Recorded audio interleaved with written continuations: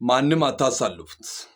ኢትዮጵያ ኦርቶዶክስ ተዋሕዶ ልጆች በሙሉ ይሄ መልእክት መጀመሪያ ስሙት። እኔ ኦርቶዶክስ ነኝ፣ ይሄ እኔን አስደስቶኛል የምትላችሁት ሁላችሁት ማለት ነው። መጀመሪያ እንኳን ደስ አላችሁት፣ እንኳን ደስ አለን።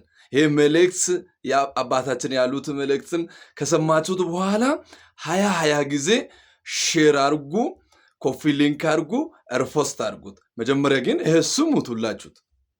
አጥናፉ ያሰሩትን ቤተክርስቲያን ሁላችን ተሰብስበን 3 ብፁዓን ሊቃነ ጳጳሳት ተጠርተዋል። በዓሉ ትልቅ በዓል ነው፣ ድንቅ በዓል ነው።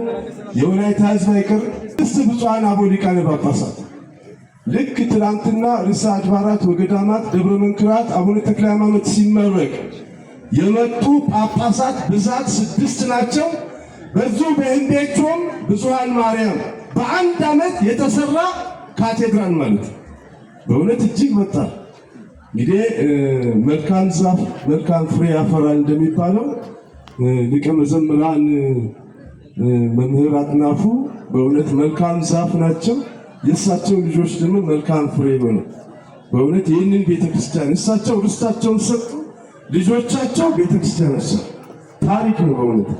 ስለዚህ በዚህ ቀን አይደለም የበለሶ ሕዝብ የወላይታ ሕዝብ አይቀር፣ የበለሶ ሕዝብ ቀርቶ የወላይታ ሕዝብ፣ የጋሞ ሕዝብ፣ የጎፋ ሕዝብ፣ የዳውሮ ሕዝብ፣ ከምባታ፣ ሀዲያ በአጠቃላይ ቀጠሯችን የካቲት 1 ቀን የት ነው? የእንዴቾ አሳወሪ ጋቶጋኔ